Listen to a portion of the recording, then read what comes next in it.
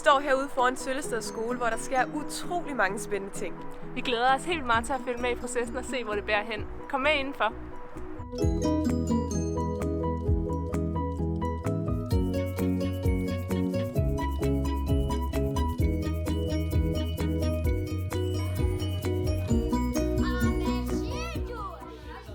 Vi havde det her oplæg med Autens allerførst. Jeg fik lov selv at sidde og prøve at bygge og tegne og forklare og flytte rundt. Men da vi så ligesom nåede til, at nu er det virkelighed, og nu kommer Absalon, og nu rydder vi lokalerne, så er der også nogen, der synes, det virkelig var angstprovokerende. Klasselokalet er på en eller anden måde enormt helligt for lærerne. Men der sker et eller andet i det øjeblik, de så får de små møbler i hænderne og kan sidde og prøve at flytte rundt, så ændrer det altså noget i deres egen proces. Hvorfor er det vigtigt at tage fat i arbejdet med de fysiske læringsmiljøer? Det er det, fordi det er et centralt ekstra redskab i den pædagogiske værktøjskasse. Det er centralt, at vi får alle børn med, og at vi som skole kan favne, at børn er forskellige og har forskellige behov. Og ikke mindst, at vi kan sætte ind på at ramme nogle helt grundlæggende psykologiske behov, vi har. Behovet for at føle, at man kan noget, behovet for at føle, at man har indflydelse på noget og kan vælge noget til, og behovet for at føle, at man hører til og er en del af det her fællesskab. Jeg håber jo først og fremmest, at vi får brudt op med de klassiske læringsmiljøer. Sådan helt traditionelt bord, stol, hestesko, lige rækker, læringsmiljø, som man jo ser rigtig mange steder rundt omkring.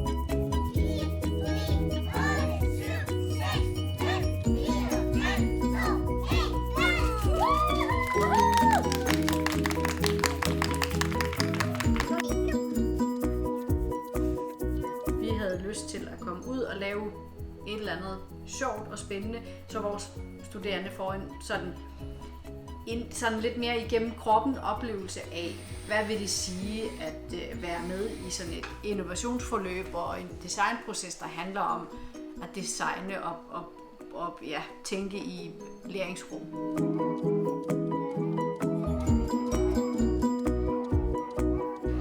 Altså, jeg føler, at i det gamle klasselokale føler, at det bare var et helt almindeligt lille klasselokale.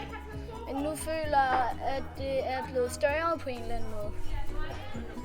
Det gør jeg også, fordi vi ikke har lige så mange borde derinde, og har mere sådan hyggekroge og sjovsteder derinde nu.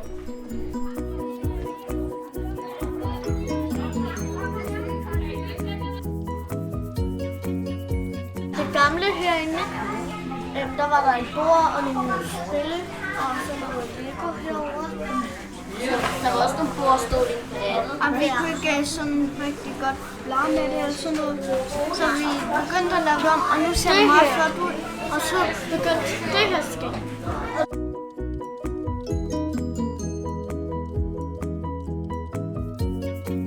Altså de får lov til at bestemme meget mere, fordi nu behøver det ikke være fra at sidde på en stol og høre undervisning, men vi skal være bedre til at lade stole på eleverne. Før der havde vi bare et bord, enemandsbord. Vi kunne sidde på række. Det var ikke så. Altså en hule kan man stadigvæk lave noget inde i.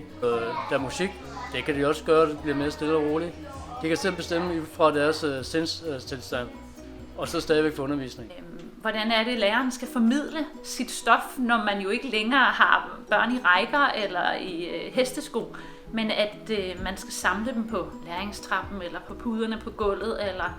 Altså, så jeg tænker, at det traditionelle læringsmiljø er one size fit all. Og her er der en helt anden mulighed for at tilgodese den enkelte elev og ud fra den opgave, de står med. Og det forventer jeg, at vi kan se altså på alle aspekter i trivsel og faglig læring og motivation og hele vejen rundt. Meget sjovere i stedet for alle de borde. Ja, fordi man bare skal sidde i grupper. Fordi man kan sætte sig ned på tre måder på en trappe. Man kan sætte sig ned i sækkepuden, så kan man sætte sig ovenpå. Og det er det. Altså kan man sætte sig alle mulige andre steder.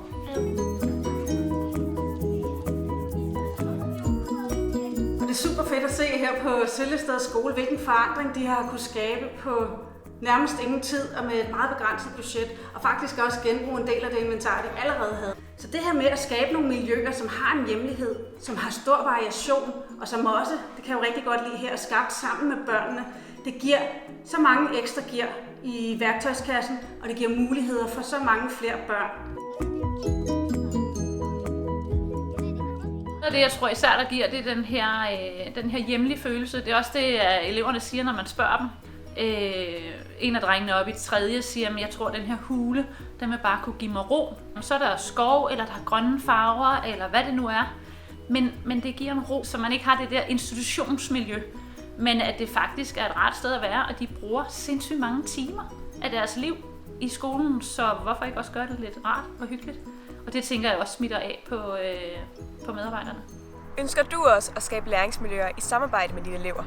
Og på den måde skabe rammer, der passer til børnenes behov. Så kontakt os på mail Eller på telefon